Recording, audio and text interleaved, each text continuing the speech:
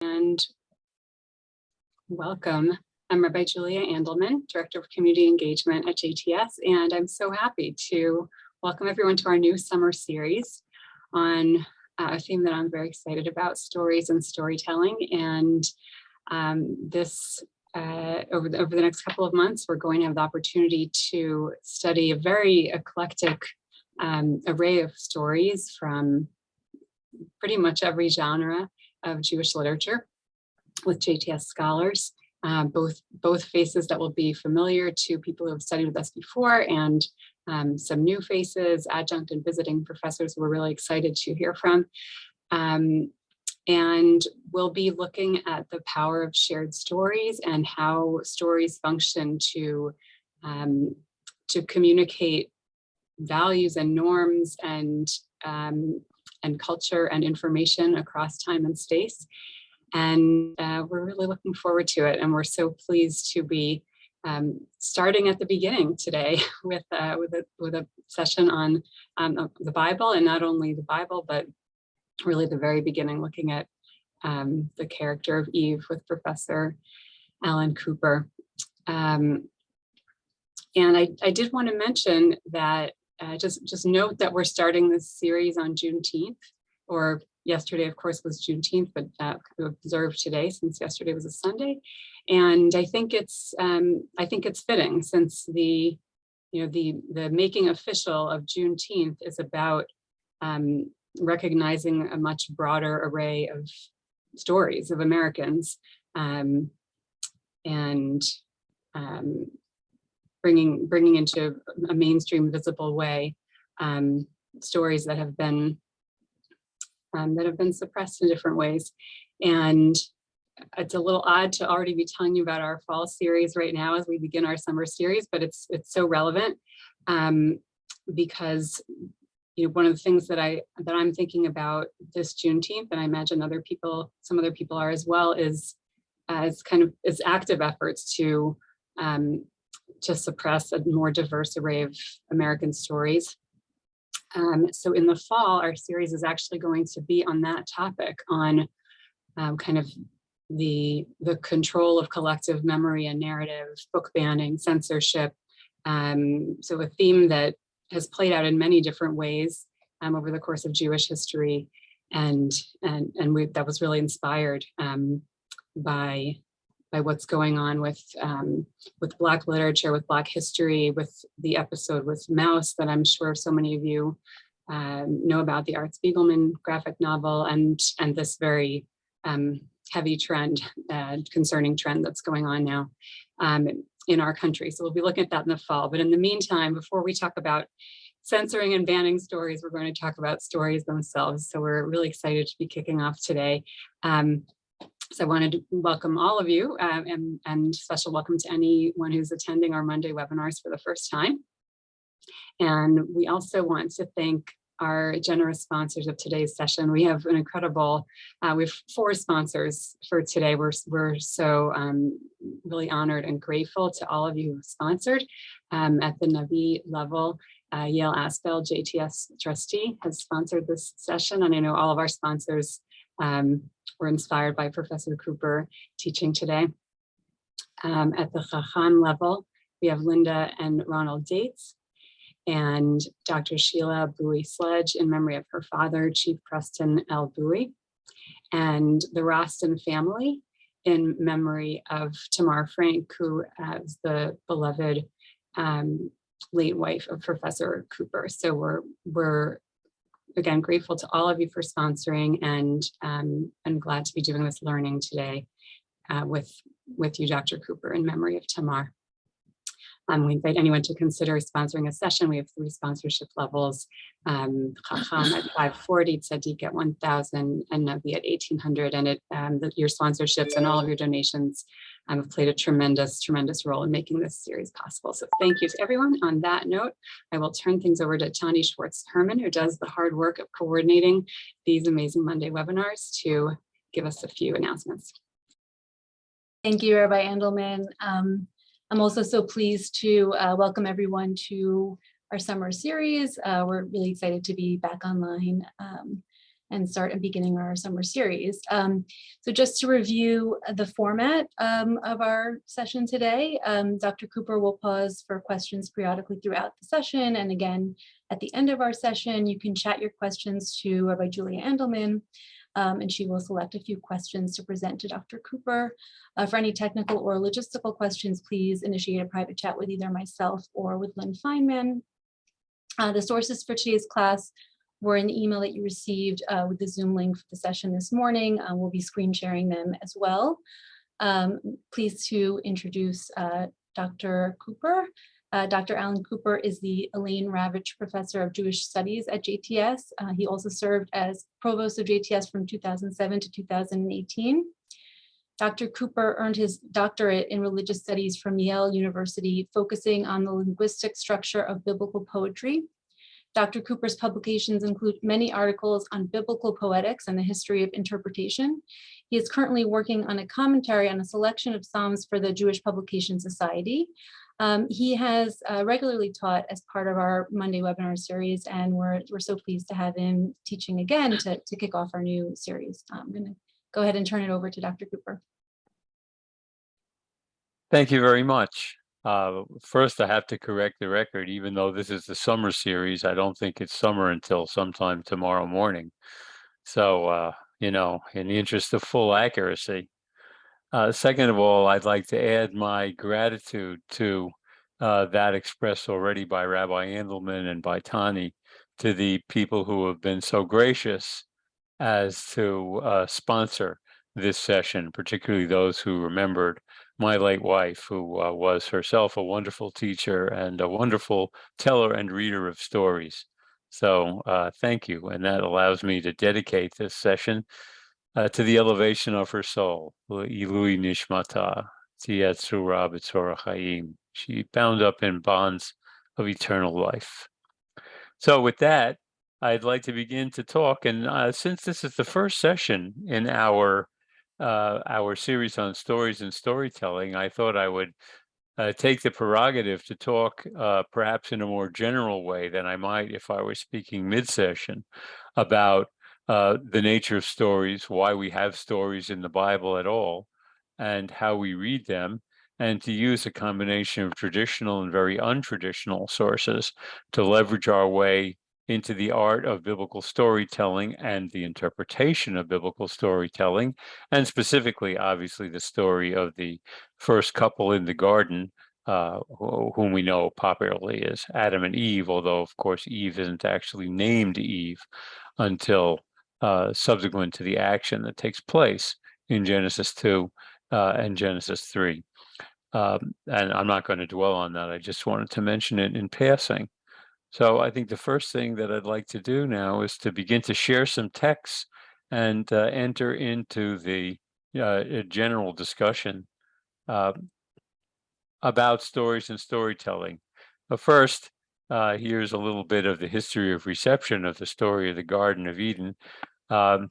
Several years ago, when the local ShopRite in South Orange, where I live, closed, it was replaced by a supermarket that was called the Garden of Eden, appropriately so for the topic of today's talk. And here it is. Here's the top of one of their weekly ads, the marketplace at Eden. And what I really like about it, and what I want to call attention to, is the way in which it reflects a certain kind of reception of the story of Adam and Eve in the Garden of Eden, temptation within reach.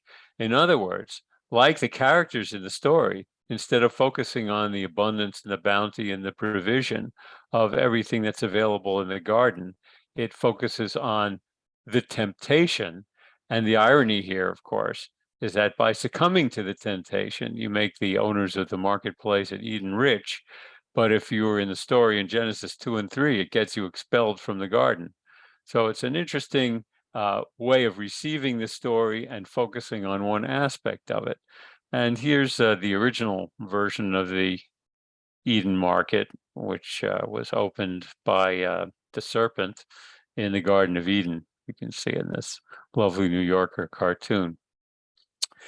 Okay, so back to the basic question. Why are there stories in the Torah? And of course, those of you who studied with me before will know that I'll never answer that question myself, but I'm perfectly happy to quote someone else's answer, particularly when that someone is an eminent sage from the 10th century, the most important Jewish thinker in the Muslim East in the early Middle Ages, Saadia Gaon. This is very interesting. One of the most interesting of Saadia's works, and one of the most important and influential, is his Arabic translation of the Torah, which becomes almost normative scripture for Arabic-speaking Jews in the medieval world, and to some extent even to the present. And Saadia introduces this with some very important statements of principle about translation and interpretation.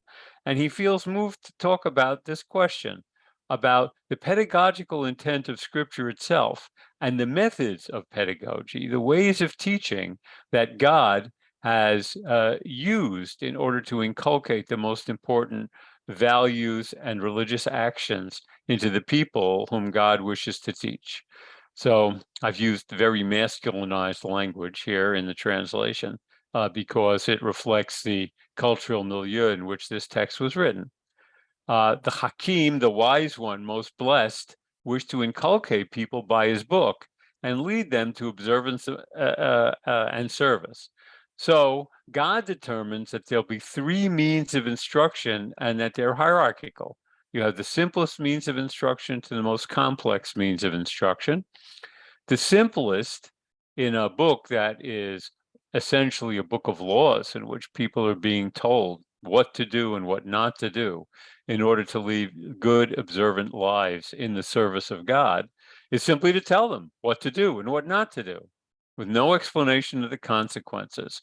And the audience for this kind of teaching, according to Saadia, is people who already know that they are responsible for obeying the things that they're supposed to do and refraining from doing the things they're not supposed to do. So all they need is a kind of aide memoire, a reminder of what the details are. Number two, in addition to the command and the warning, God reveals to those being commanded or those being admonished the consequences of what they choose to do, saying, do this and such will be your reward, and do not do this lest you be punished in such and such a way. And that, of course, is the method of instruction that we see in the story about the first couple in the garden who are told that they must refrain from eating of a certain tree lest they die. And that is accompanied by a very positive command to enjoy everything else in the garden.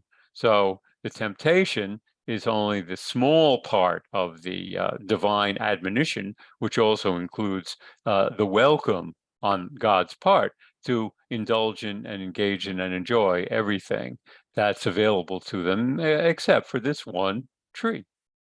This way it's more forceful than the first one, says Saadia, because one can picture for oneself the good or evil that will ensue because of their actions.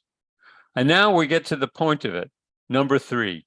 The third is that in addition to issuing commands and admonitions, along with the consequences for obedience and disobedience, God tells stories about what befell people when they obeyed the commandment and prospered, and about the punishment endured by the wicked who presumptuously disobeyed and were punished.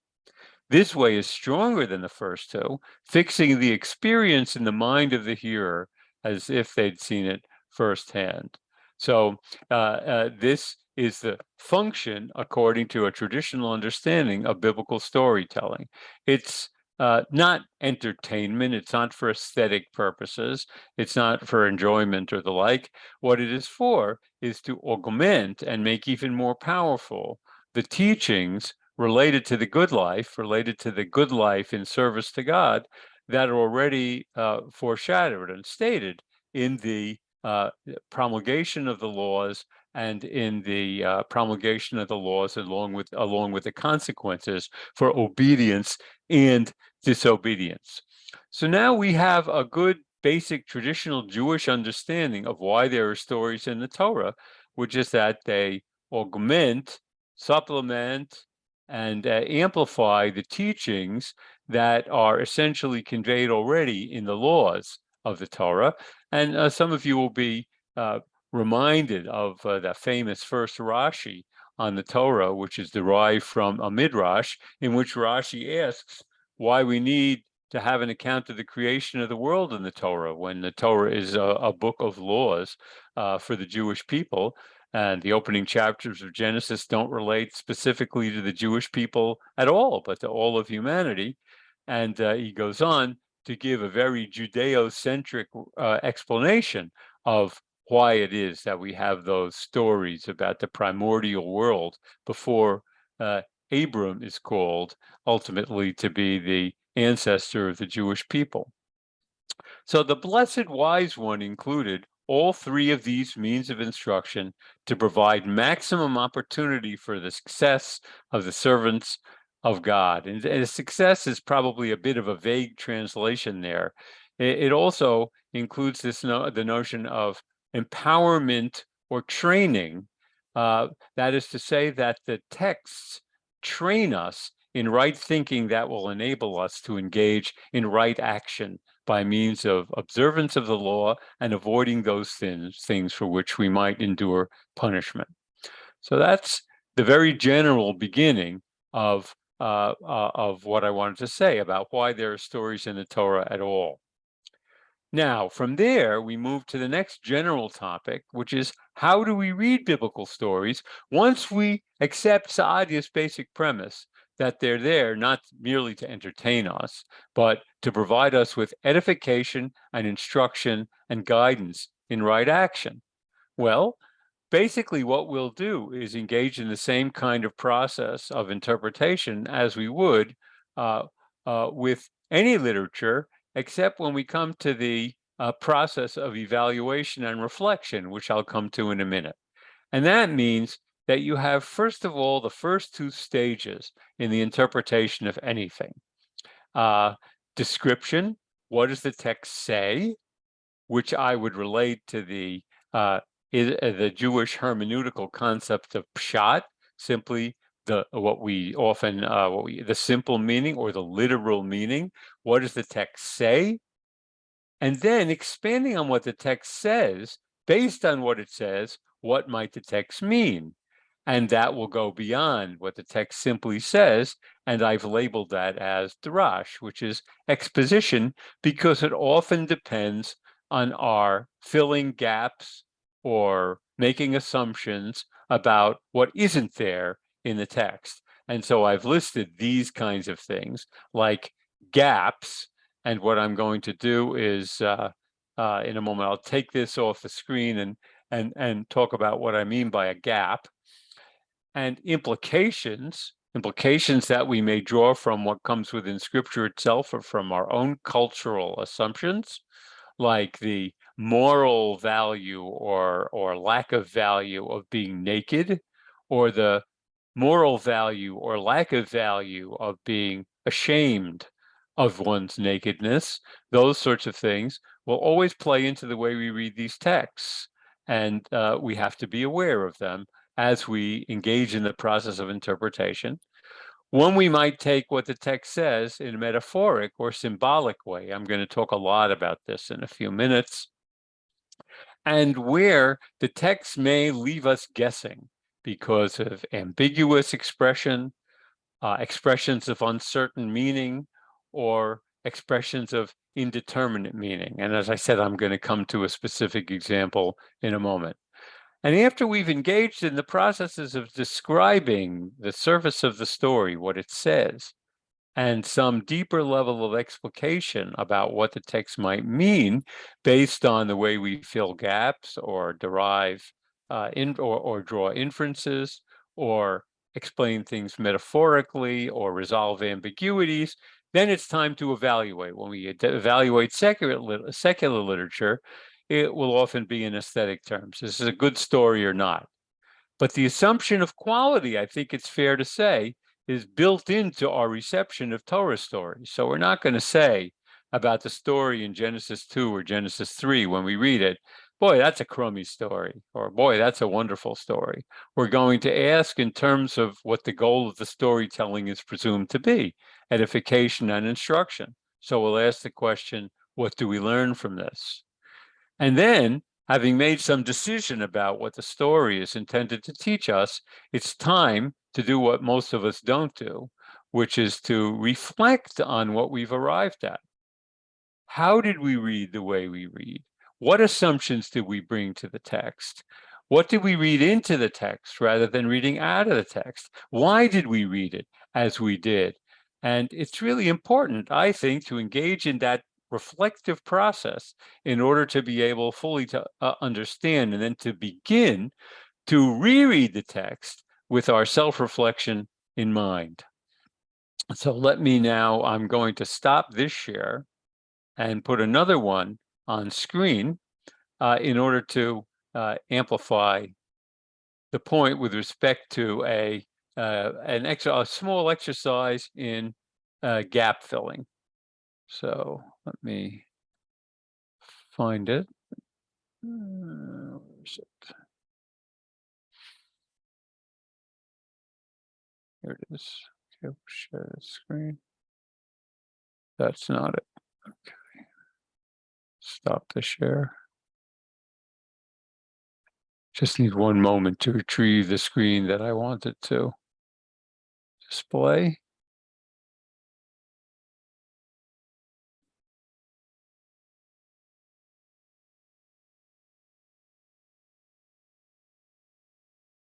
Here it is.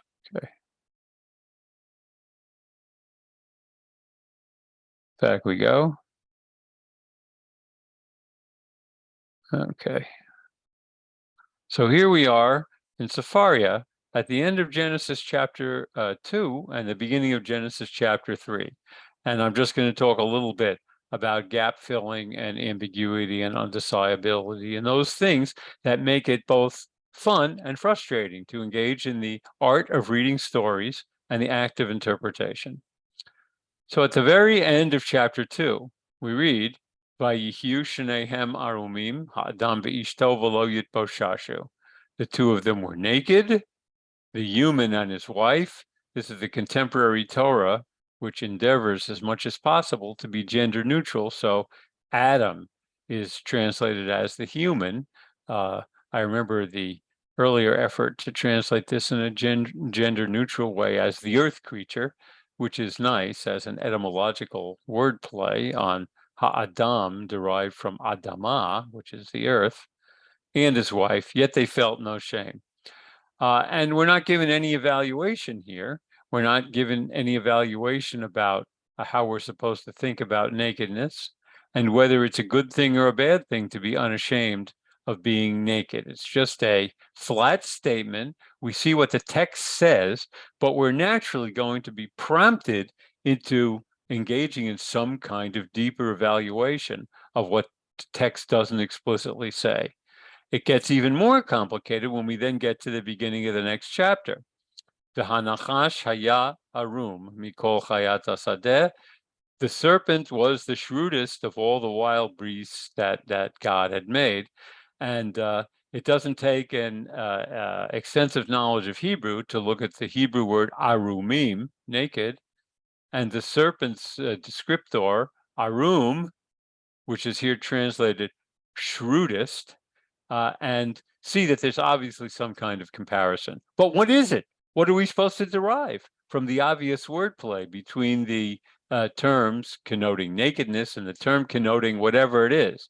Moreover, we have in the term arum a real conundrum, because if this characteristic of the serpent is negative, it would mean that the only occasion in the entire Tanakh in which the word arum occurs has a negative connotation. Everywhere else where it's used for skill, craft, cunning in a positive sense, shrewdness, but not shrewdness in a negative sense, not conniving or stealthy or subtle in a negative connotation. So what connotation does it have here? Well, your guess is as good as mine. And obviously, a lot will depend on what you brought to your reading of the story, as opposed to your simply reading what the word says and leaving it undecidable, whether this is a positive statement or a negative statement or a neutral statement about the serpent. Not only that, but if you look back in chapter 2, which I'm going to do for a moment, what you see is you have a chronological sequence of actions, which all are marked by the use of a specific verbal tense, this narrative past tense that begins with a vayitzer, vayikra, vayapel, vayiven. I'm not even going to define these terms because you can read them for yourselves in the English. Vayomer, and this is E.M. Forster's and then. It simply indicates that actions are occurring in a regular chronological sequence, and that then culminates with vayihu in verse 25, another va with an explanatory note in chapter 24 in parentheses. But when we get to the beginning of chapter 3, it doesn't say Vayhi hanachash arum. It says Vahanachash haya arum, which means that it is discontinuous with what follows. Number one, it introduces a new character into the narrative. Number two, it's not clear what the chronological relationship is between the end of chapter 2 and the beginning of chapter 3. You could say that there's an enormous chronological gap there. And then you could speculate about what the first human couple was doing once they had been given free run of the garden, except for the one tree, until the appearance of the serpent. And thus you can see how a gap is opened by the way in which the narrative is composed that allows for a tremendous scope on the part of the commentators to augment it and add their own sorts of evaluation to it. I hope that's all clear. So what I'd like to do now is stop for a moment to see if there are questions about these general remarks about the nature of biblical stories and their function, and about the way in which we go about reading them, having made the assumption that the intention of the stories is to be instructive and edifying. So I'm going to turn to Rabbi Andelman and see if there are any questions yet before continuing. The questions that we're getting in so far are focused on this Genesis text. I don't know if you want to. So let's go on and talk about the Genesis text, and then we'll be able to add them to the set of questions that we're going to be entertaining. That's very fair.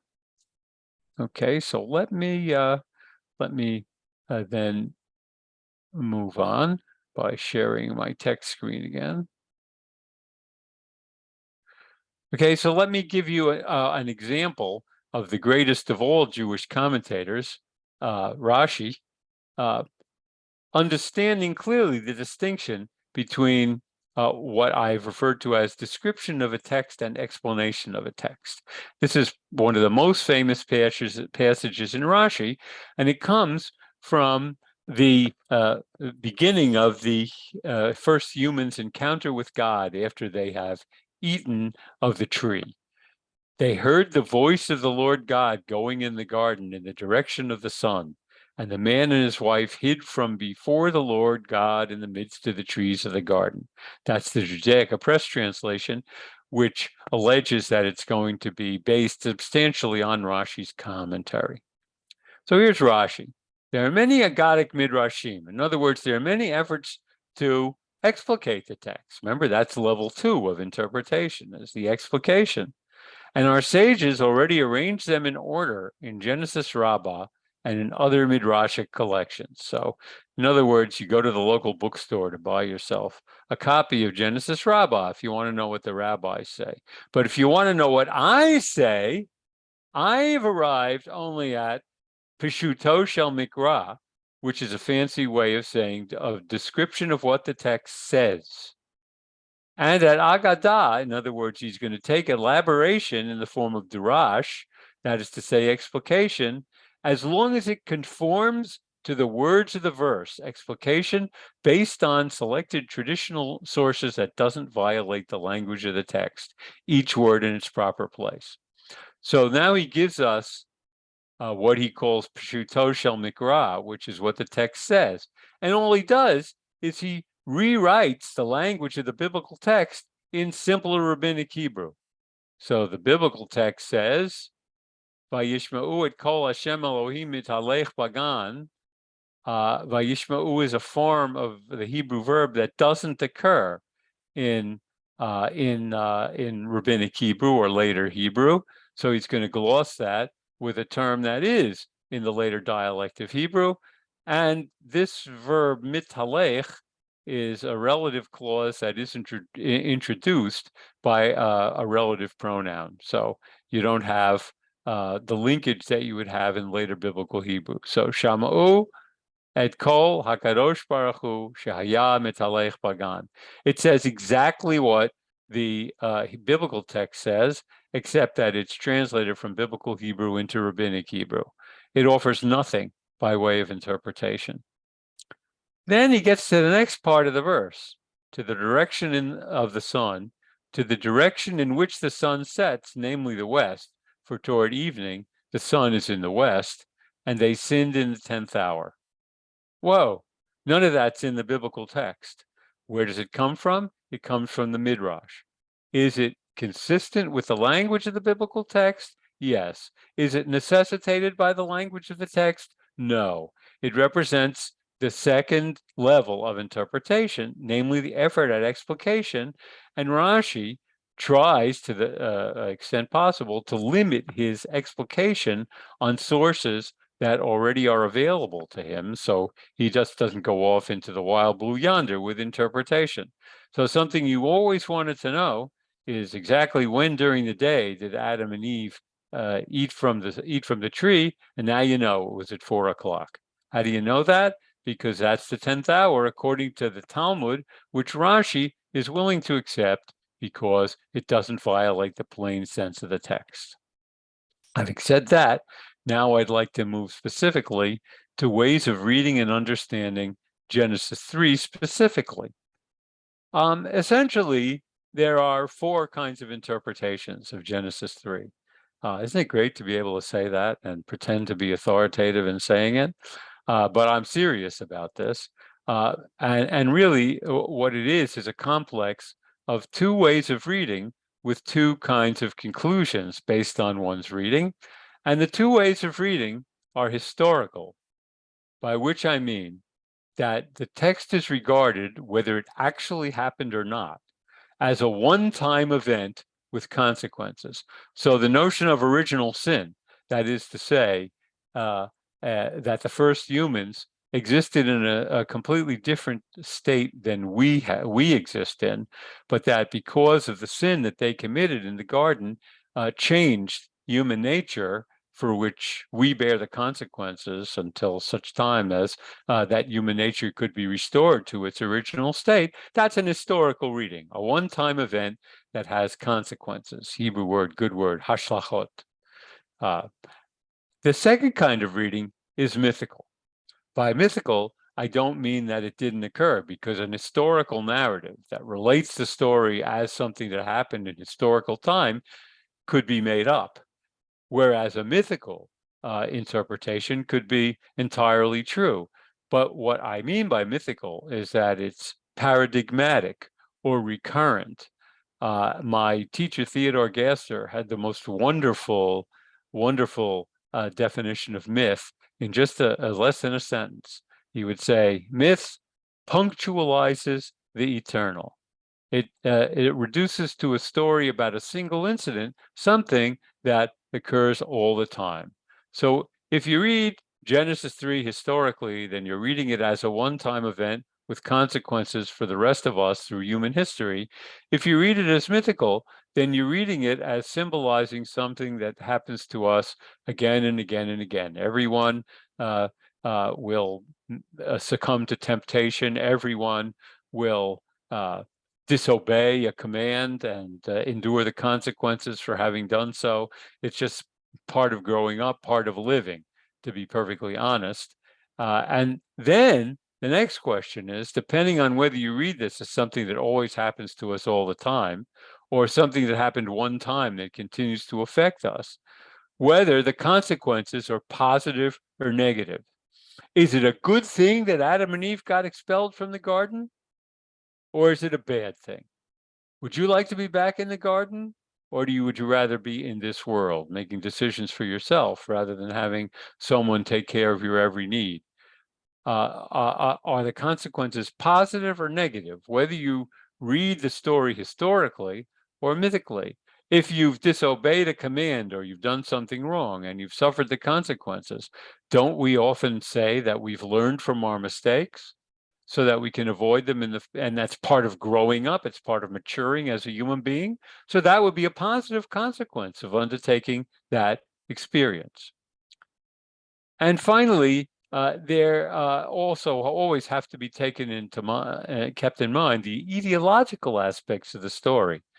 I mean, I don't think anyone would disagree that there seems to be lots of flaws in the human condition and the human society. And, we want to know where they come from, especially if we start with the presupposition that when the world was created or at the dawn of human history, things were better. I don't know why we would assume that, but the Bible gives us reason to make that assumption. And of course, in many descriptions of the origins of the world, the first humans were created in a state superior to the ones that we experience of now. So how did we get from here to there? How did we get from having the prospect of immortality to having very limited lifespans? How do we get from having every need cared for in this paradisical garden that's introduced to us in Genesis chapter 2, from having to labor mightily in order to make our livings, or even just to be able to sustain ourselves by farming the earth? How did that happen? How did we get from here to there? And an ideological story explaining the origins of things helps us to understand, well, why do snakes crawl on their belly? Probably you've seen some of the recent scientific literature that suggests that ancient snakes actually, even modern snakes show vestiges of legs. So maybe they had legs. So how did they lose them? Well, one explanation is as good or as bad as another. Why do women experience pain and suffering in childbirth? Why do humans experience enmity with certain kinds of animal species? Why do people have to produce food so laboriously, and on and on and on? These stories are incorporated into the way of understanding in Genesis 3. And the big question is, whether we read it historically or mythically, how do we understand the account?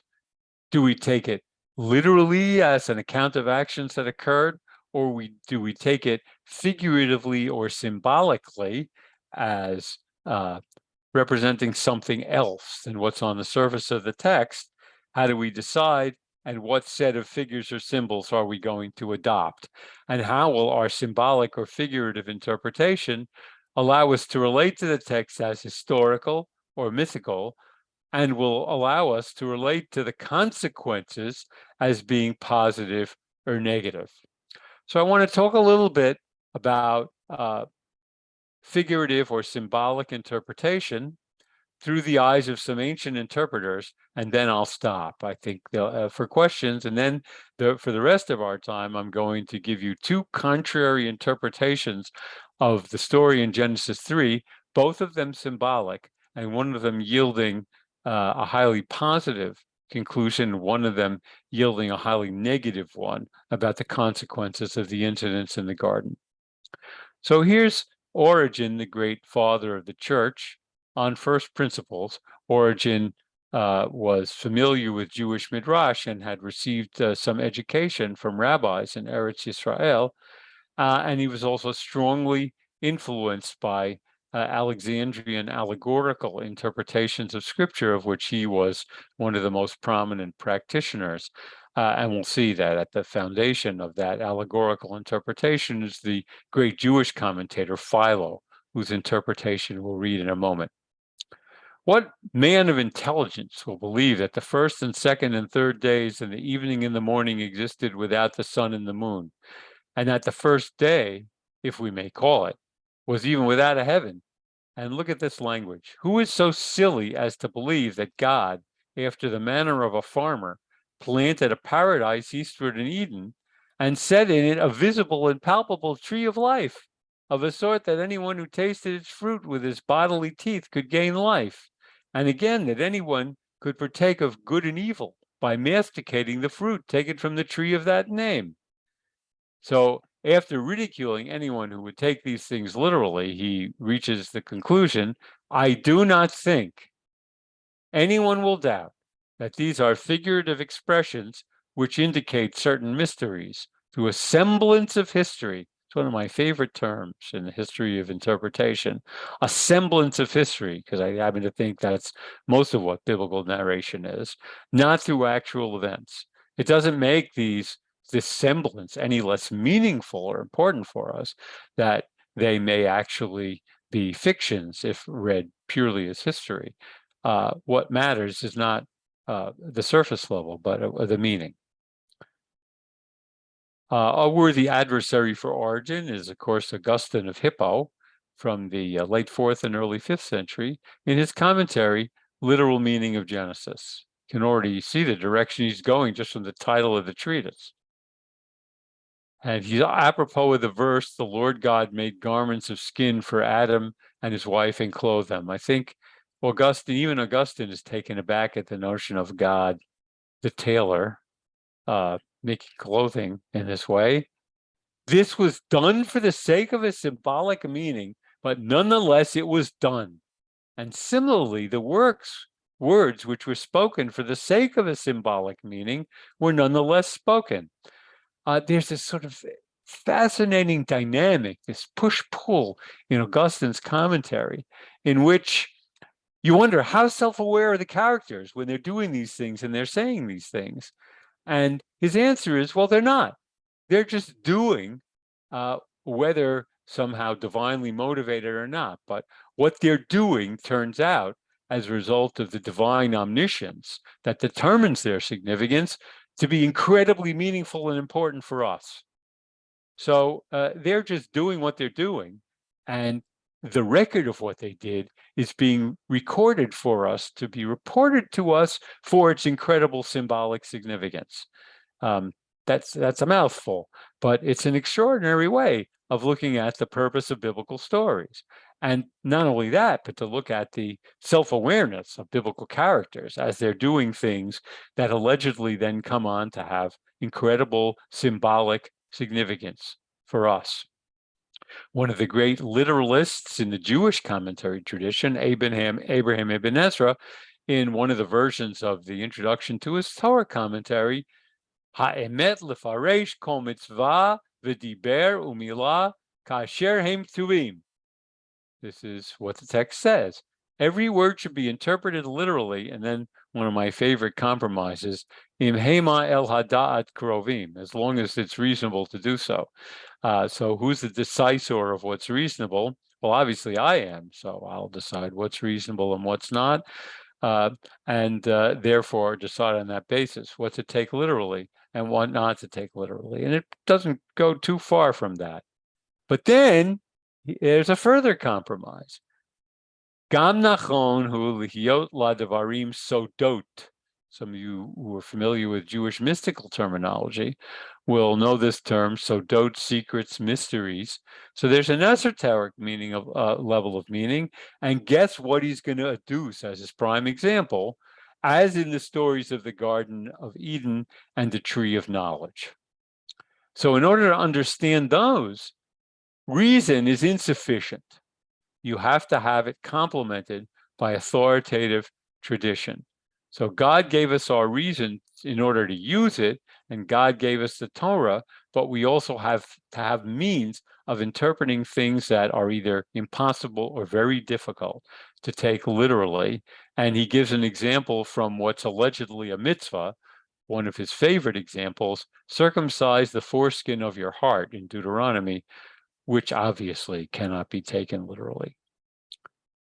And then next, the Joseph Albo, who was one of the earliest Jewish commentators, if not the earliest, to insist on the historicity of the stories in the Torah. That is to say that, like Augustine, everything that's narrated actually occurred. Whether the earlier rabbis believed that everything that was narrated in the Torah as history actually occurred or not is kind of moot, because they don't insist on it dogmatically. But it's obvious that even if they just took it as a bedrock belief, they were much more interested in what the text meant than in the historicity of the surface narrative. So Albo, once again, he's very late, 15th century, in his Book of Principles tells us, though there are many passages in the Torah concerning which all the wise men, kol hachachamim, agree that they bear no allusion to noble, sublime, and intellectual things. Inyanim nichbadim, elyonim, ve'inyanim sichliyim. Guess what? Like the story of the Garden of Eden, again, prime example, going all the way back to origin, and the four rivers, they do not deny the reality of the literal meaning. Their opinion is that while these things do exist in reality, they at the same time bear allusion to more noble and celestial things. So retaining an anchor in the literal historicity of a story like Genesis 3, which seems like a considerable stretch probably to most of us, becomes a kind of a bedrock idea for Albo. And it's actually part of a larger polemic against the notion that biblical law can be interpreted figuratively rather than being taken literally. So in order to protect the literal applicability of biblical law, he's going to protect the literal historicity of biblical narrative as well, while, like Ibn Ezra, acknowledging that they bear allusion to noble and celestial things.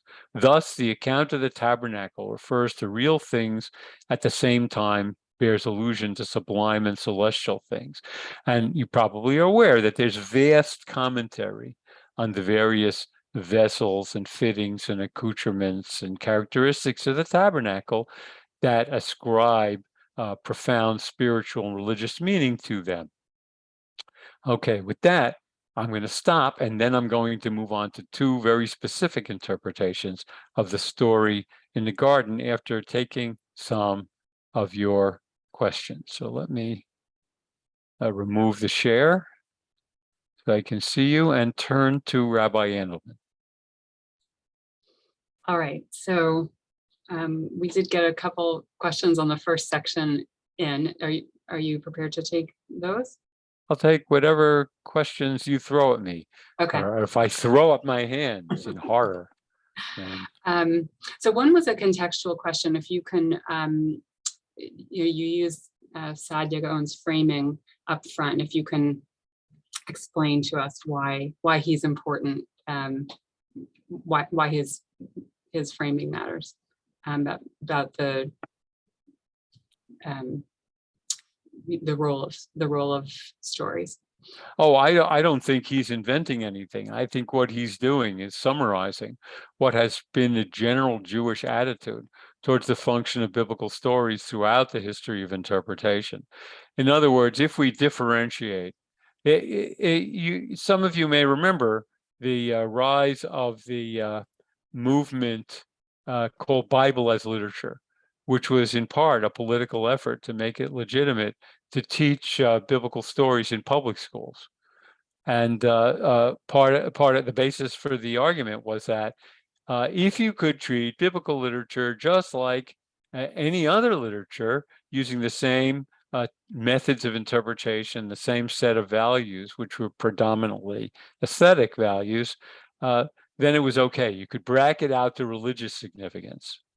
And that flies in the face of the traditional notion of the difference between biblical literature, sacred literature, and all other literatures is precisely in its revealed character, and in the fact that it is supposed to be edifying and instructive and offering a guide to life that is qualitatively different from what we would find in other literature. And that's precisely why we treasure it. There was a great dispute in the 70s and 80s that some of you may remember between the excellent literary critic from the University of Tel Aviv University, Meir Sternberg, and the great expert on Abraham Ibn Ezra, Uriel Simon, who was also a wonderful reader of biblical texts. And the nub of the argument was whether there was a fundamental difference with regard to the processes of understanding and interpretation between sifrut, literature, and mikra, scripture. That debate will never be resolved. And it's often titillating to see people offer aesthetic judgments about the quality of biblical literature. As again, I'd already cited my teacher, Theodore Gaster, once. I'm going to cite him again. He used to love to tell his classes, in order to titillate them, that my life would not be altered one iota if the book of Esther had never been written. In other words, he thought the book of Esther was crummy. It was crummy. So he was offering his aesthetic judgment, irrespective of whether people remain inclined to find some religious value and significance in it. What's ironic is that Martin Luther didn't like the book of Esther either, but that was because he couldn't find any Christological significance in it, not because he didn't find any aesthetic value in it. But I hope that gets to the heart of the question, because it's really a point of view and definitional kind of argument. And I think the Bible as literature movement, although it inspired much more sophisticated use of secular literary techniques in the interpretation of Bible, especially beginning in the 70s, I don't think it really had its intended impact on making biblical stories part of the regular curriculum of literature classes in elementary and high school. So thanks for that question. That gave me a chance to expatiate. That was a helpful answer. You're making me, I'm remembering interesting things about my high school classes in Bible, but I'm not going to talk about that now. So one more general question, that this is really kind of, a 30,000-foot question, but what someone asked at the beginning is, are we really able to read stories independently and ask our own questions and come up with our own answers when it comes to stories that are weighted by centuries of midrash and people telling us how to read them? That's the whole question. Kudos to whoever asked that question. That's the question you have to ask yourself. That's the question you have to ask yourself when this is. I'll just tell you an anecdote about my wife, since I'm teaching in tribute to her, which is that she loved reading biblical stories. She loved that, and she always had a copy of the paperback JPS translation at her bedside, and before nodding off, she would read one story or another, and then the next morning, having read one or another story, she would say, what's the traditional understanding of this? How do the rabbis take this? And I would explain it to her to the best of my ability, and then she would look at me very puzzled, and she would say, well, where did they get that? And that's it. That's the question. Where do they get that? In other words, how can you unpack the linguistic and philological and cultural and learn? It's a nature and nurture thing, what's there and what you've acquired from your environment. And that's why I make the last stage of my interpretive process reflection. If you don't stop and think, where did I get that? Then you haven't completed the interpretive process, and sometimes you may call yourself up really short, and particularly in a story like Genesis 3, which is so fraught in the history of reception with gender politics and with attitude towards sex and sexuality, where did I get that? Does that come from an embedded cultural thing that I've never questioned before? I mean, look, Rabbi Andelman mentioned before the way Juneteenth exists for people who are not Black people to afford an opportunity to reflection on what we think we know and what we don't know, and to learn more and question all of our assumptions and so much of what we learned about race and race relations. So it should be the same when we engage in encounter with our stories. But just to conclude with this, what I think is a humorous anecdote, the pressure to find an original interpretation is enormous in some phases of the history of Jewish reception. My God, I mean, we got more than 2,000 years of interpretation that we have already received. How can we possibly come up with something new? Well, one easy answer to that question is you start to have new people looking at the stuff for the first time with fresh eyes. Like, how many of those 2,000 years of interpretation include interpretations of the text by women, or from a female point of view, or by third world biblical readers and from their point of view? And the answer is practically none. So you've got lots of people looking at the text with fresh eyes. But what my teacher used to say is, if you think you've come up with a new interpretation, either you haven't looked hard enough, which is easy to say, or you're just wrong. So I like that. I like the presumption of it. But I do think it's possible to come up with new interpretations by just looking at the text from a different angle, or having different people look at it who've looked at it before than those who've looked at it before. So thank you for that question. So I just want to make sure no one was you just said a thing and its opposite, but I think you were right when you said when you quoted your teacher, right? You're talking about sort of the he was saying the opposite text, right? But right, that might be true if you've come up with something new that your knowledge of the canonized text is not thorough enough. But you're making a different point, that with new perspectives, finding wholly new readings of the text. I love the metaphor of the lattice, where you're looking at this very old, very sometimes difficult text through a lattice. So you get a little peek through one of the openings in the lattice. And if you keep looking through the same hole, you're going to keep seeing the same thing. So move a little to the left, move a little to the right, stand on a ladder, look through a different thing, look a different way, you'll get a different view. I kind of like that. Okay. Are we ready to return to our texts? Well, maybe just one question that was specific to the story. Sure. Okay.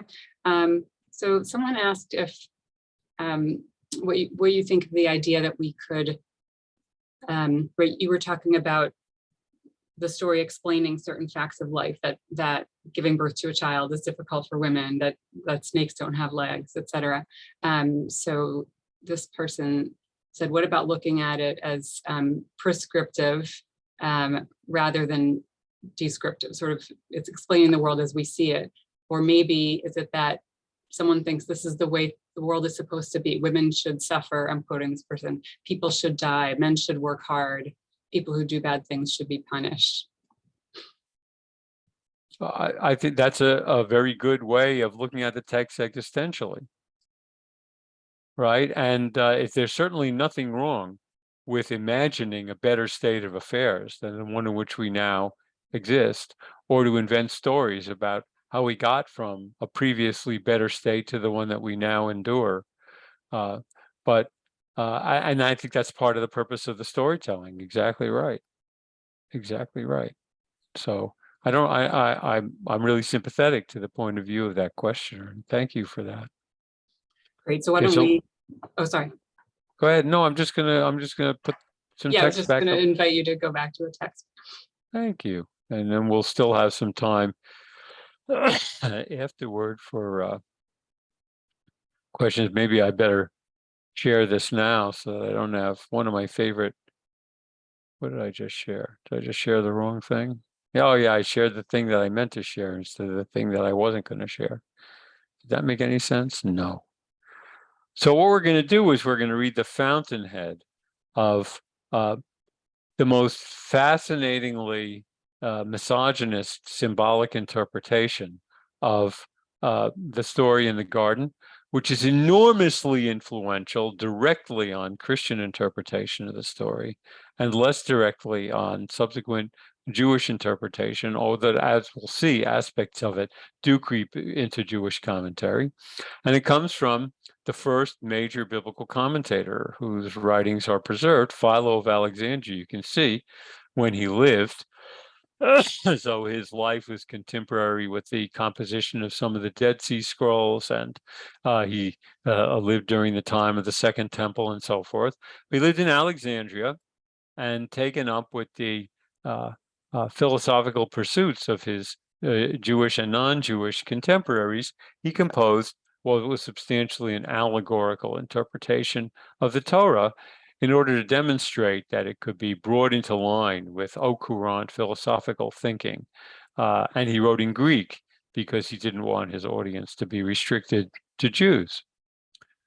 So after the creation of the world, you know, when things seem to be sort of going on prior to creation of women, Philo says nothing is stable in the world of becoming immortal beings necessarily undergo reverses and changes.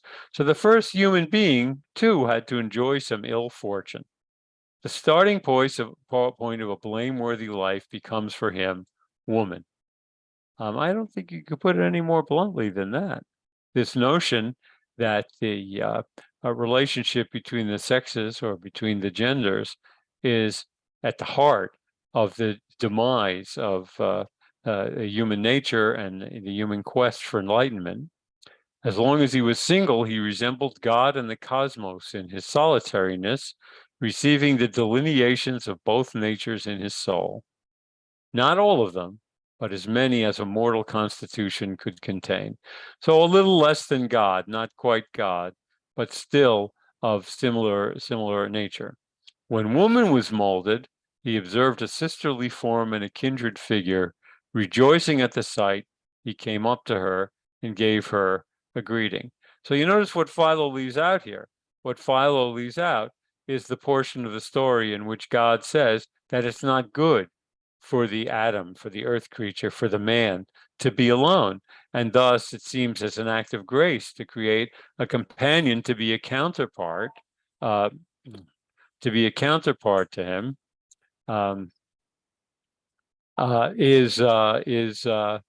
Sorry, my phone is ringing. My daughter is going to take care of that in a moment. She, seeing no other living creature that looked more like herself than he, was glad and modestly responded to his greeting. So the love that ensues brings together the two separate halves of a single living being and joins them in unity, thereby establishing in both a desire for union with the other in order to produce a being similar to themselves. But this desire also gave rise to bodily pleasure, which is the starting point of wicked and law-breaking deeds, and on its account, they exchanged the life of immortality and well-being for the life of mortality and misfortune. Now, I'll bet that every one of you who've read this story and know anything about the history of interpretation have heard something like this before, but it's pretty much crystallized best of all in this great New Yorker cartoon, where the serpent says to Adam, on the plus side, you get to blame her for everything. And the most highly misogynist kinds of interpretation, which persist to the present day, also see the woman as explicitly blameworthy, as the man as at best an innocent dupe, and at worst a willing collaborator for reasons that we're going to see in just a moment. But the starting point for this kind of interpretation, in writing at least, is Philo. And how is it going to play out as a symbolic interpretation? Well, that's what we're going to see in a moment. In ancient times, the venomous and earthborn reptile, the snake, could project a human voice. He's going to explain that at great length, but there's no reason to go on about that detail. So one day he approached the first man's wife and reproached her for being slow and excessively cautious because she delays and postpones picking a fruit which is highly attractive to behold and most pleasant to taste, and moreover is extremely advantageous for enabling one to discern what is good and what is evil. Without further reflection, as the result of an unstable and unsettled conviction. Okay, see, once again, sneaking in these derogatory statements about women, which obviously are culturally derived, cultural assumptions that come from his contemporaries, from his society, from his, and reading them into the biblical story, since none of them is there, nor is the desire to reproduce expressed at all in the cleaving of the two genders at the end of Genesis chapter 2. And this was the event that changed them both from innocence and simplicity of character to cunning. And then the father is outraged, for it was a deed deserving to give rise to anger. They passed by the tree of immortal life, perfection of excellence, through which they could have enjoyed the fruits of an age-long life of well-being, and made the choice for that ephemeral and mortal existence, not a life, but a time span full of misfortune. I've always loved this little detail in Philo's interpretation. Whoops, wrong tree. After all, they had not been told that they were forbidden to eat the tree of life, but they were forbidden from eating the tree of knowledge of good and evil, from which they, in the event, did eat, and thus they bypassed the chance for immortality that they could have gained through this other tree. Again, fascinating. But now, what's really interesting is the way in which these details develop into a symbolic interpretation that turns this into a myth of human nature that is entirely gender associated. Pleasure does not dare to offer her tricks and deceits to the man, but rather to the woman, and through her to him. In us, the intellect has the role of man, while sense perception has that of women.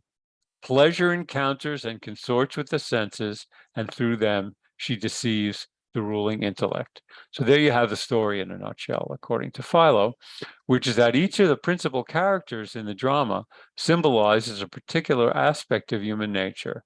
Male equals the intellect. Female equals sensuality. The snake is a symbol of pleasure. And there's the temptation in every aisle of the Eden market. And pleasure is going to attack, as it were, the senses, which then will deceive the intellect. That's the allegorical meaning of Genesis 3. It corresponds to something that we all experience in our lives.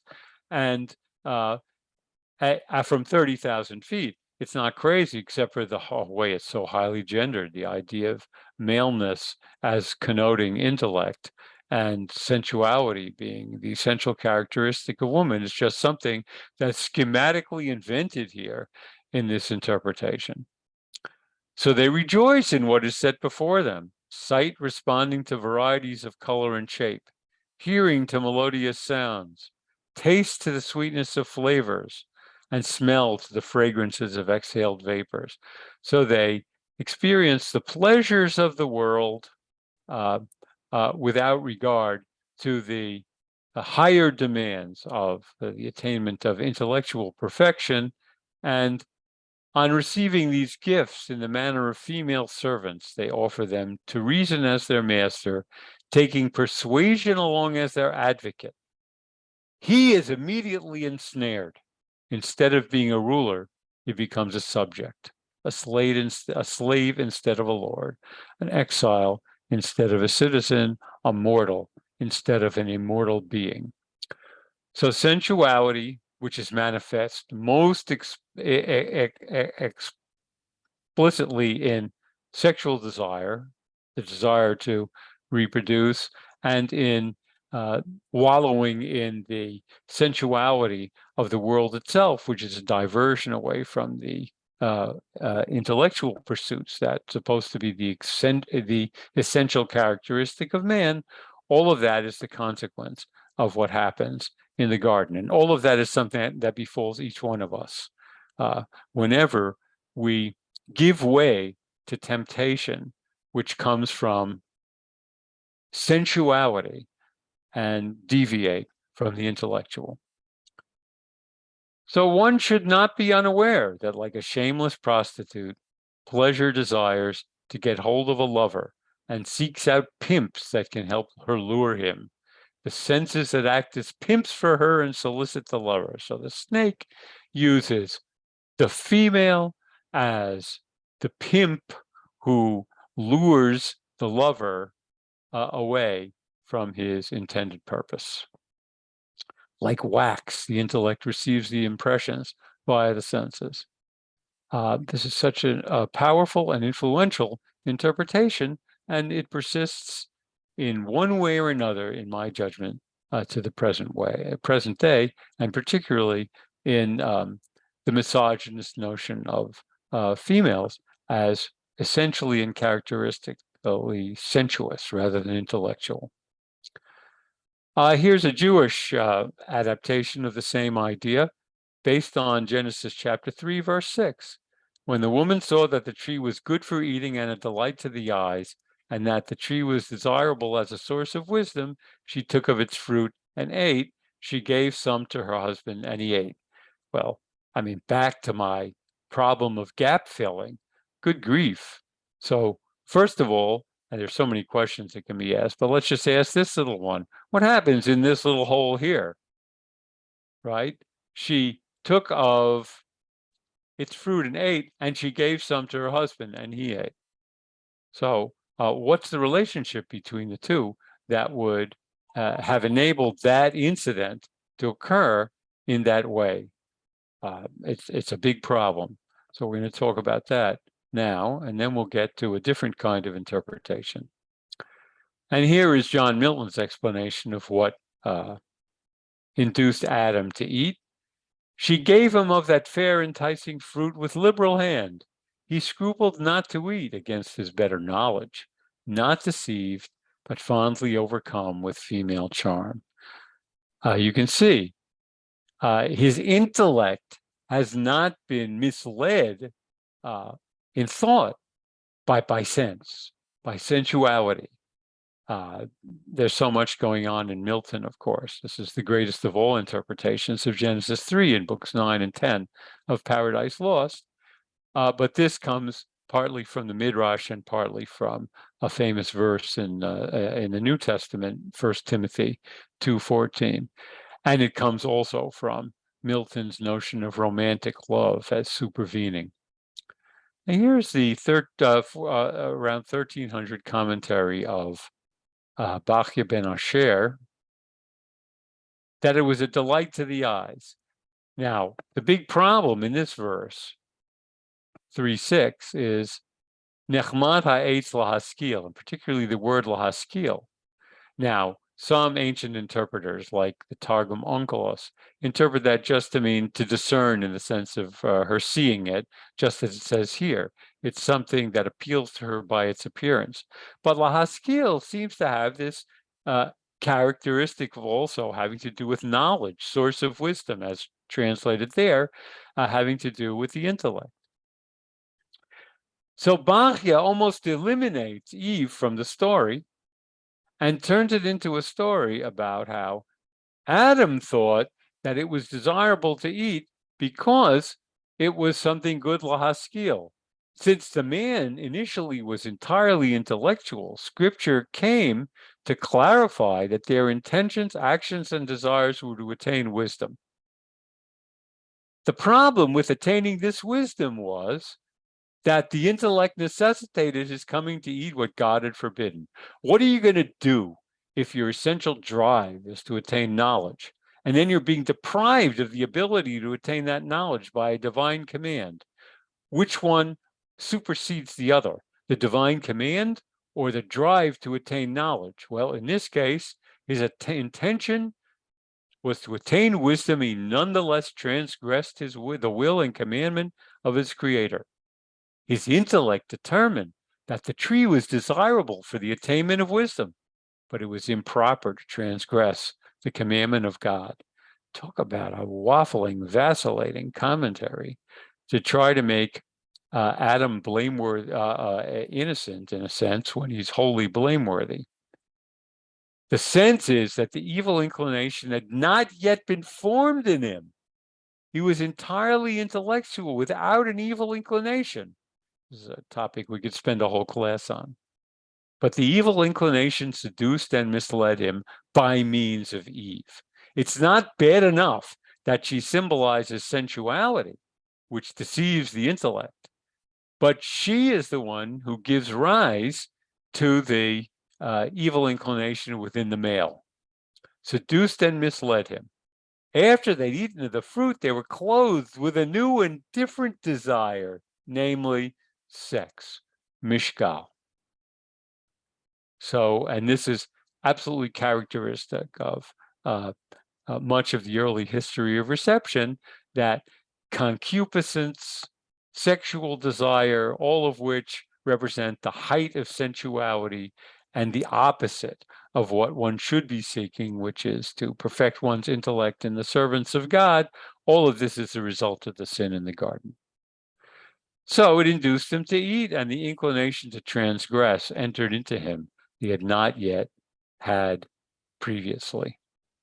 And just a quick aside, the same commentator, Bachya, when explaining why a woman has to provide a chatat, a sin offering, as part of the purification ritual following her giving birth, following parturition, in Leviticus chapter 12, verse 8, he says, well, what's the sin at the time of childbirth for which the Torah requires a sacrifice? She ought to be giving a thanksgiving offering, right? And then he says, Yitachen lefarei she'ena korban hazeh mitzad chet shel atzma, rak mitzad ima, shehi hayta em kol chai.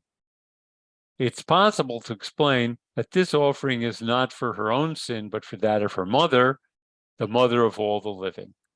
Were it not for that sin, and this gets back to one of the questions earlier in the class, men and women would reproduce without desire or lust. This imagining of what the human condition might have been if not for the sin in the garden, but in a completely natural way, the way a tree produces fruit annually without desire. I wonder how you would know that a fruit is what a tree is feeling when it produces fruit, but that's beside the point.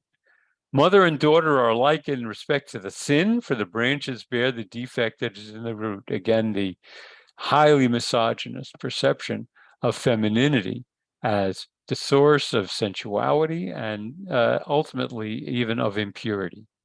That's why Scripture requires a sacrifice, l'chaper al hachet hakadmoni, and that's how you say original sin in Hebrew. And he's the first biblical commentator actually to adduce a Christian-like notion of original sin into his interpretation of this passage. Well, now let's turn the tables, and let's turn Eve into the hero of the piece, which comes from a collection of Gnostic texts. I'm limiting myself to those from Nag Hammadi, the great efflorescence of Gnostic texts, Gnostic being a form of, I guess you might call it renegade Christianity. These texts were composed, you see, early in the Christian era, between the 2nd and 4th century CE, and set in writing only shortly thereafter and preserved and excavated in this cache. So according to the Apocryphon of John, I'm not going to go on into detail about Gnosticism because we don't have time. A stray thought from Sophia, that's how you say wisdom in Greek, Lady Wisdom, Chokhmah, it's also my wife's grandmother's name, led to the creation of Yalda Ba'oth. Yalda Ba'oth is this evil god who's going to preside over the material world. He united with the thoughtlessness within him and begot 12 ruling authorities, 7 of whom were given sway over the spheres and the sublunar world. That's where we live. The rulers were arrogant, thoughtless, and ignorant. On the origin of the world reports, when 7 rulers were cast down from their heavens onto the earth, they made for themselves angels, numerous, demonic, to serve them. And they instructed mankind in many kinds of error and magic and potions. No need to detain ourselves on this. The substance of the matter is the gods who are responsible for the creation of the material world are not the true gods. They are evil entities who were spawned by an error that was made on high by the true gods. And that spillage that yielded these evil gods also produced the evil material world in which we live. So the awfulness of the human condition is ascribable to nothing other than the evil of the creators of the material world in which we live. The only saving grace is that it may be possible to retain some inkling of the real world of deity, the real fullness where the light abides, by these occasional moments of illumination, of which the one first and foremost is what happens in the garden. So instead of being a descent of the human condition into the awfulness of the material world, we have the notion that the world as created was awful because it was the material world, and that the sin in the garden allows for the possibility to escape from it. So here we have the story as narrated with Eve as the hero. They came up, these evil gods, to Adam and Eve timidly. They said, "The fruit of all the trees created for you in paradise shall be eaten, but the tree of knowledge, control yourselves and do not eat from it. If you eat, you will die." Why is it? Precisely for the reason that most traditional commentators resist.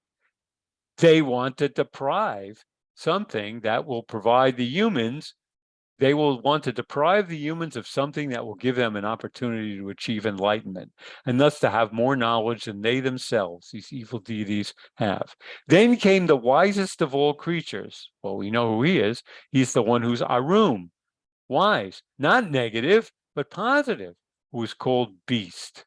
When he saw the likeness of their mother Eve, he said to her, "What did God say to you?" So a question and answer that we read about in Genesis 3 is here from the wisest of all creatures to the earthly Eve, who is actually a kind of earthly manifestation of the great goddess of wisdom, Sophia.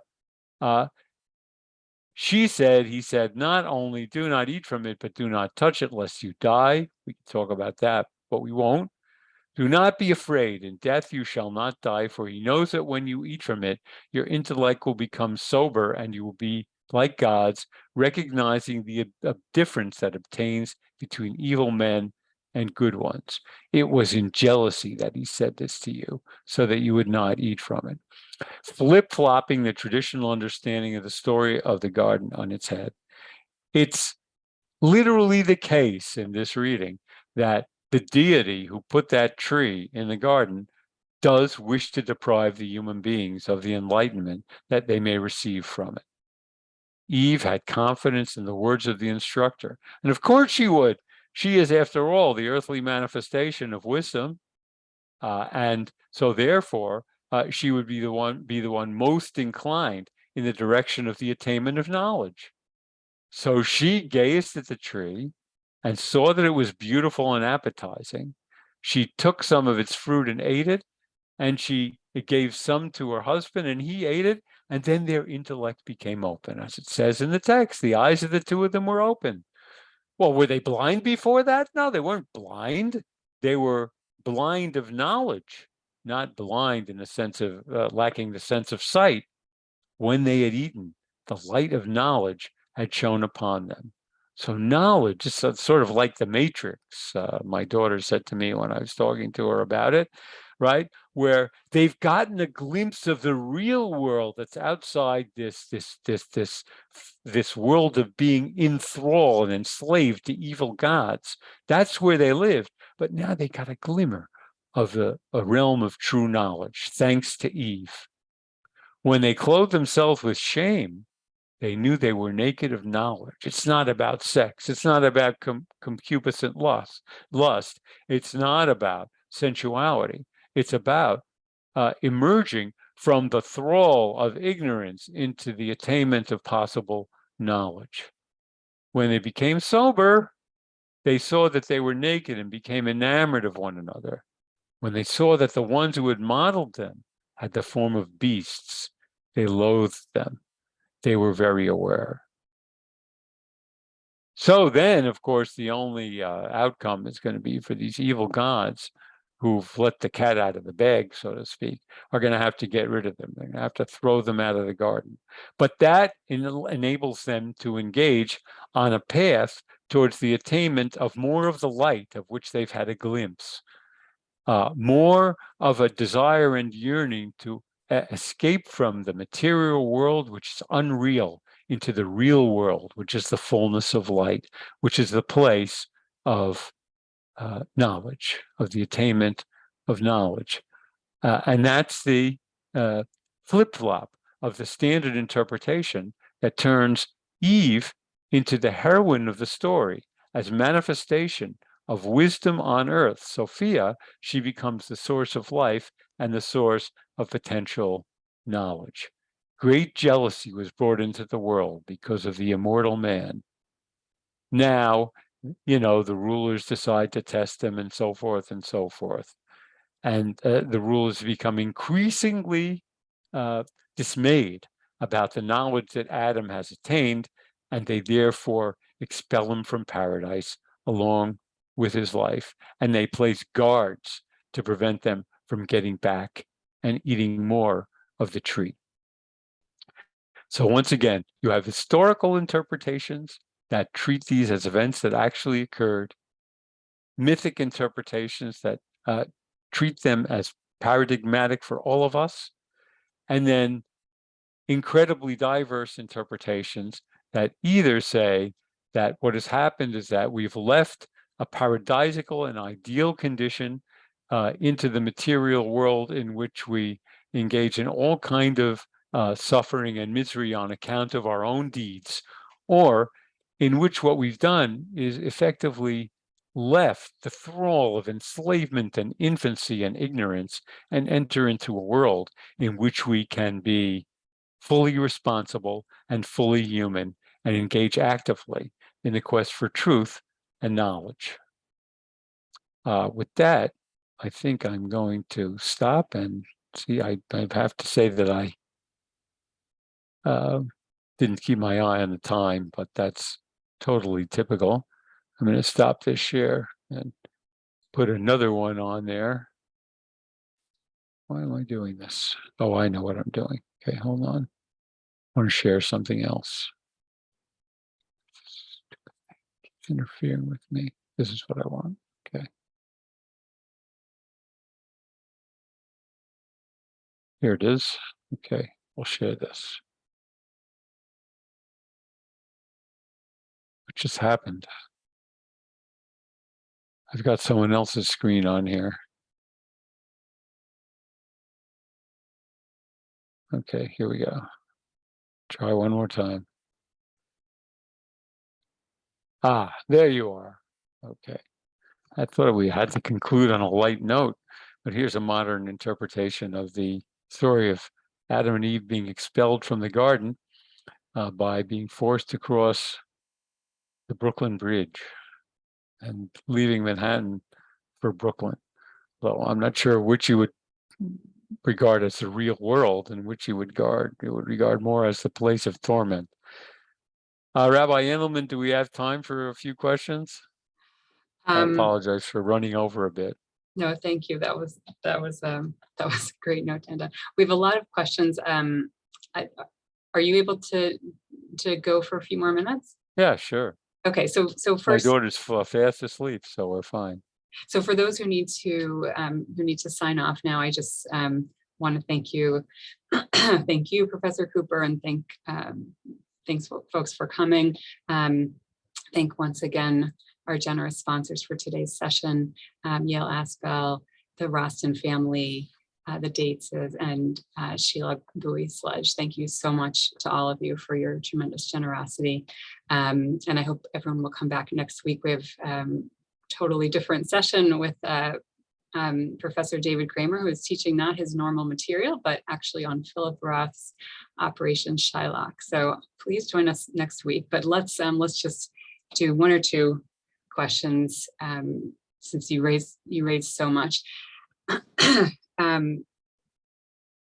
Well, in response to this last interpretation, there was a whole mix of responses ranging from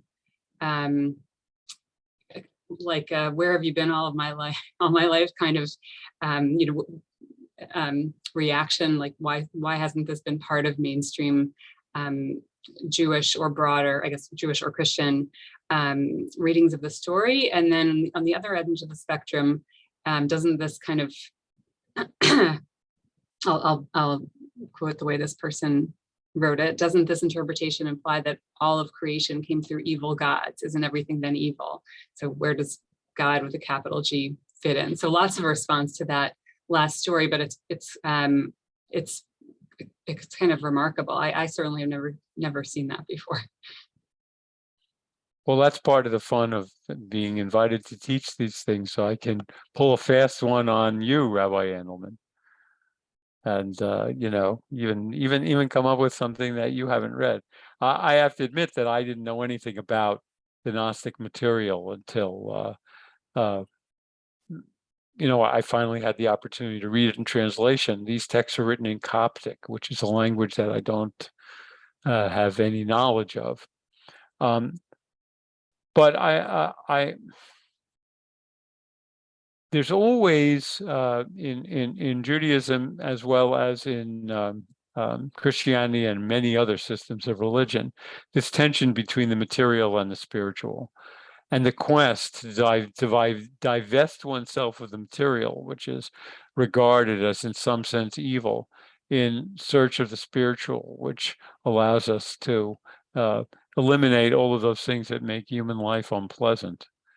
By the same token, Judaism, ultimately takes what you might call an Aristotelian or a balanced view towards the relationship between the spiritual and the material, recognizing that each one is a necessary concomitant to the others, right? You engage in the ordinary pursuits of our everyday lives in order to attain the opportunity either to invest those with religious and spiritual meaning, or to be able to give ourselves the time and the space to engage in activities of a more religious and spiritual nature. One way or the other, we try to find a balance between the two.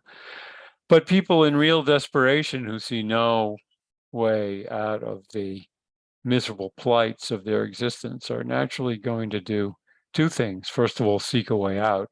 And second of all, create a world of imagination in which they'll be able to divest themselves of all of these troubles and pains that are occasioned by their material existence. And I wasn't kidding when I talked about this idea of the matrix, the idea that we are consigned to a realm that is not real, that we have been subjected to, and partly because we're in thrall to this existence that's been imposed on us by the creators, who want to block us from attainment of the truth, from an understanding of the ultimate reality that's out there, but's blocked from us.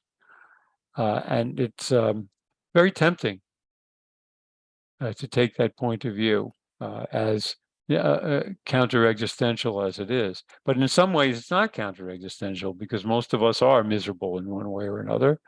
I guess I shouldn't speak for anyone but myself. And seek a way out. Seek a way. My teaching and learning are for the most part, my way out of the misery of day-to-day existence, and works pretty well sometimes, and other times not as well. But again, there are a lot of other different kinds of solutions to those sorts of problems that one perceives in one's own life, or in the life of one's world, or in the life of one's community. It's It's just as radical to say that the created world, according to the opening chapters of Genesis, was perfect, and that anything that's deficient in it is our fault. It's just as radical to say that as it is to say that everything in our created world is awful, and it's because of evil gods being responsible for creating it. And each of them presents both a theological and an existential problem for us, no matter how we read. The evil gods explanation, the idea that Elohim, the God who created the world, is one of these false gods who wanted to impose these material strictures on us, is one radical way of reading. Another radical way of reading is to say that the world was perfect at the moment of its creation, and that somehow in some unfathomable way we wrecked it. That metaphor seems particularly appropriate nowadays with what's going on with all the war and violence in the world, and particularly our destruction of the planet and our unwillingness to do anything serious about it. That seems to look like it. But why does it have to be one or the other? You know, that's the beauty of our learning together and talking about it together and saying, well, why not interpret it this way? Why not look at it that way? And is the Bible, which is a very deep and profound book, open to these multiple possibilities of interpretation that should drive us to learn together and then reflect in groups and privately about why the Bible and its stories still matter, and why we find it so important and valuable to talk and argue about them. That's such a powerful insight. That right, why are we comfortable with the idea that it was perfect and ideal? It's almost a crazy starting point. That's a very helpful reframing. We need to draw to a close. I think we had so many questions, and I don't want to not give voice to this, even though obviously you addressed this, but you know, so many responses to the misogyny of you know, of so many dominant interpretations, and you know, kind of what a shame it is that we've been saddled with those dominant readings for so long, and it's you know, been to the detriment of kind of our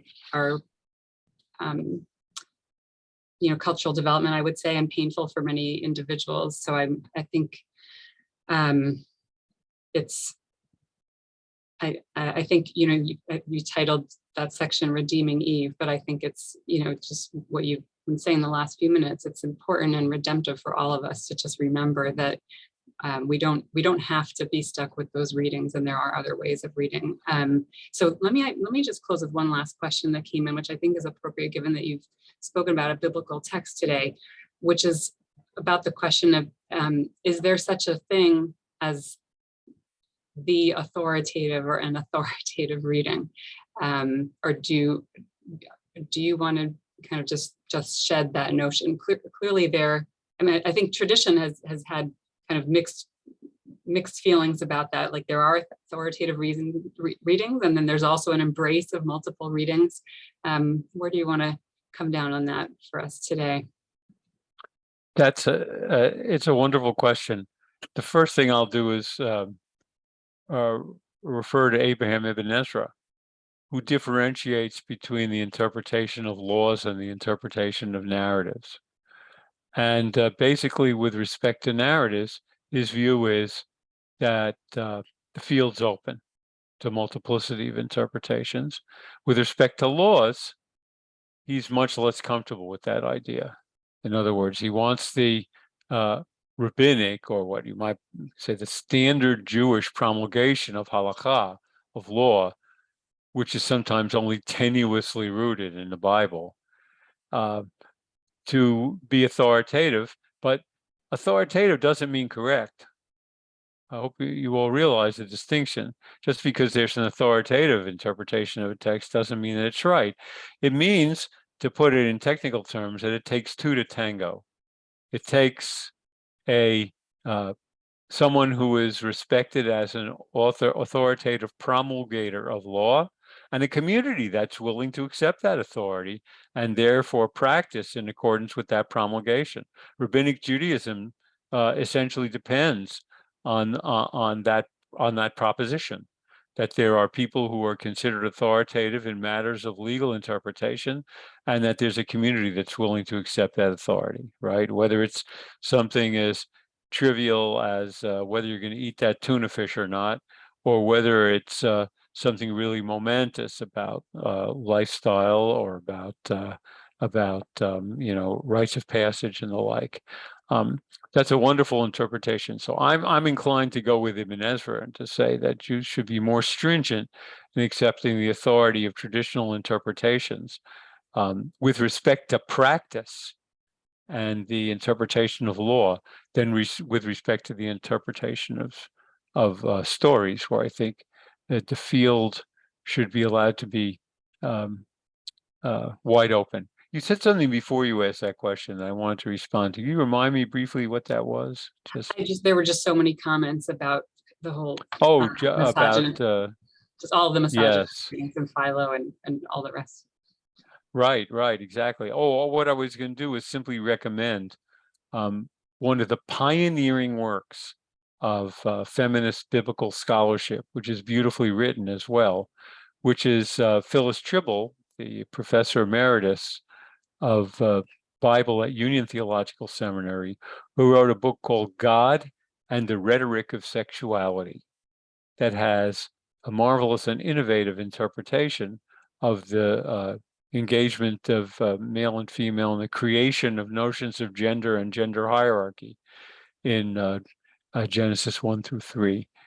And it's great fun to read and very illuminating, because one of the first things she observes is that there's really only one creature created in Genesis chapter 1. That the separation of the one into two, which is already a rabbinic idea, happens in chapter 2, and there's no inclination at the outset that the intention is for there to be anything hierarchical. Ezer kenegdo does not connote superiority and inferiority. It connotes exactly the opposite. The famous helpmeet. It always looks to me like two people are looking one at each other from the same level, right in the eyes of the other. What happens? What happens? And that's something we can talk about. But I did want to take you to the source of the most radically misogynist idea, which lies in the symbolic interpretation that sees stereotypes women as creatures of sensuality. If you haven't heard that in your lifetimes, I'd be awfully surprised. For sure. And I appreciated your comment that, right, if you can make the leap to step back from the way it's overlaid on gender, right, right, there are these universal issues of pleasure, overwhelming senses, overwhelming the intellect, right? We can separate that from gender, but it's very hard to do that with when we're reading it in the story with all of these centuries of interpretation. This was wonderful. If we wanted to start the series with a session on that raised the complexities of the roles that stories play in our understanding of the world, and so much, and kind of the history of reception and just radically different interpretations. If we got it. So thank you so much for this incredibly rich session. And I'm sure we'll all be reading this story in a much more nuanced way going forward, and not kind of assuming some of what's been put onto us. And I'm glad that we got to do this in Tamar's memory, and it sounds that was a fitting learning given her the fresh eyes that she brought to her reading of biblical stories. So thanks for bringing us into that as well. Thank you, and thank you everyone for being here. Happy Juneteenth. Happy Juneteenth. We look forward to seeing all of you next week. Take care.